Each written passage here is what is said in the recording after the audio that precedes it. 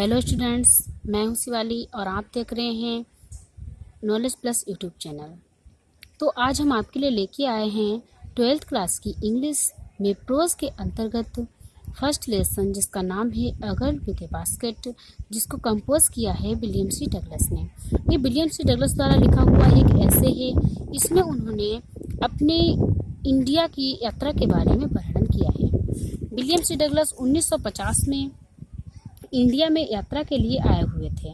स्वतंत्रता के बाद जब भारत और पाकिस्तान के बीच बंटवारा हो चुका था, तो यहाँ पर विलियम सी डगलस ने भारत की उस समय की स्थिति का वर्णन किया है, जिसमें एक प्यारी बच्ची होती है, वो 9 साल की होती है, जिससे लेखक बहुत इम्प्रेस होता है। उस कहानी से प्रेरित होकर, उस बच्ची से प्रेरित होकर लेखक को भारत से प्रेम हो जाता है, अर्थात लेखक को भारत बहुत पसंद आता है। तो देखते हैं कि किस प्रकार से लेखक ने स्टोरी का वर्णन किया हुआ है। I had left new Delhi for the Himalayas. लेखक कहता है कि मैं नई दिल्ली से हिमालय के लिए चल पड़ा। I was going as far as Bareilly by train and then by car to Ranikhet. लेखक कहता है कि मुझे बरेली तक रेलगाड़ी से और तब वहाँ से रानीखेत तक कार से जाना था। An old British Army hill station located on a 6,000-foot ridge opposite a 120 miles stretch of snow-capped Himalayas। लेखक कहता है कि रानीखेत में अंग्रेजी सेना की पर्वतीय क्षेत्र की एक पुरानी छावनी रही है, जो बर्फ से ढकी हुई हिमालय पर्वतमाला के सामने 6,000 फुट ऊंची पहाड़ी पर स्थित है। The train was slow. लेखक कहता है कि ट्रेन जो थी बहुत धीमे थी।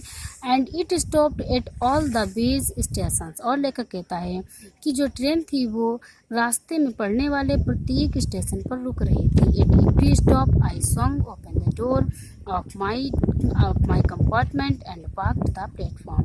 लेखक कहता है कि एट एवरी स्टॉप मतलब जब भी ट्रेन रुकती थी, हर जगह पे जहाँ पे ट्रेन रुकती थी वहाँ पे मैं स्वंग ओपन द डोर मैं दरवाज़ा खोलता था। ऑफ माई कंपार्टमेंट अपने डिब्बे का दरवाज़ा खोलता था।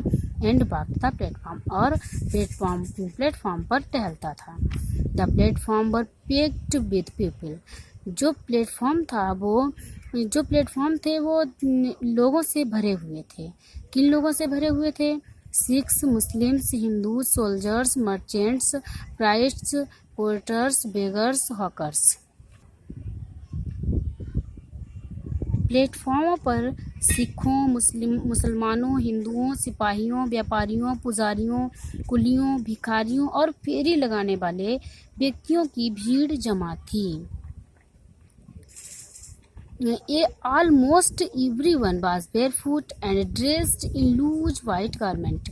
लेखक कहता है ऑलमोस्ट ज़्यादातर, एवरीवन प्रत्येक व्यक्ति, was barefoot नंगे पैर था, एंड और ड्रेस्ड में सजे हुए था, इन लूज वाइट गारमेंट्स मतलब कि प्रत्येक व्यक्ति, ज़्यादातर वहाँ पे प्रत्येक व्यक्ति नंगे पैर था, और लूज वाइट गारमेंट्स मतलब कि ढीले ढाले सफ़ेद कपड़ों में सुसज्जित थे, मतलब सफ़ेद कपड़े पहने हुए थे। आई वुड आस्क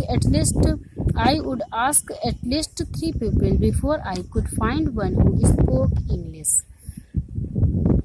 लेखक कहता है कि मैं पहले कम से कम 3 व्यक्तियों से पूछता रहा, और तब मैं एक व्यक्ति को खोज पाया जो अंग्रेजी बोलता था।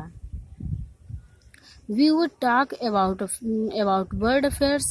We would talk world affairs and every major topic the news of the day produced। लेखक कहता है कि हम मतलब लेखक और वो जो व्यक्ति जो इंग्लिश बोलना जानता था, दोनों बातें करते थे। वर्ल्ड अफेयर्स मतलब कि सांसारिक मुद्दों पर, एंड एवरी मेजर टॉपिक और उस प्रत्येक विशेष मुद्दे पर, और उस प्रत्येक विशेष मुद्दों पर जो कि the news of the day produced, जो कि उस दिन की न्यूज़ में प्रकाशित होती थी।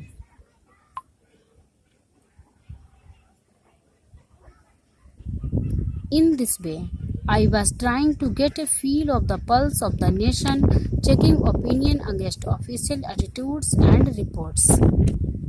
लेखक कहता है कि इस प्रकार मैं भारतीय समाज की नब्ज टटोलने का प्रयास कर रहा था और अपनी अमेरिकी सरकार के दृष्टिकोण तथा सूचनाओं से तुलना करके उनको जांच रहा था, अर्थात यह जानने की कोशिश कर रहा था कि भारत के लोगों की भावनाएं क्या हैं और अमेरिका की सरकार का उनके बारे में क्या विचार है।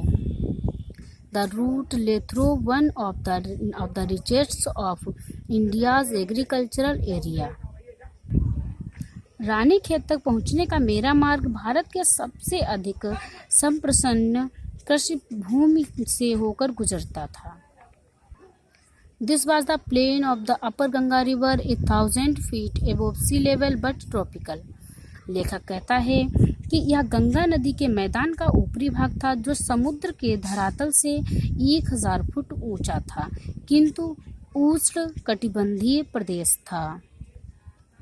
The Ganga was brown silt, swollen with flood waters, its overflow inundating thousands of acres of rice. लेखक कहता है कि गंगा के पानी में भूरे रंग की रेतीली मिट्टी मिली हुई थी। गंगा के पानी में भूरे रंग की रेतीली मिट्टी मिली हुई थी और नदी बाढ़ के पानी से उमड़ रही थी।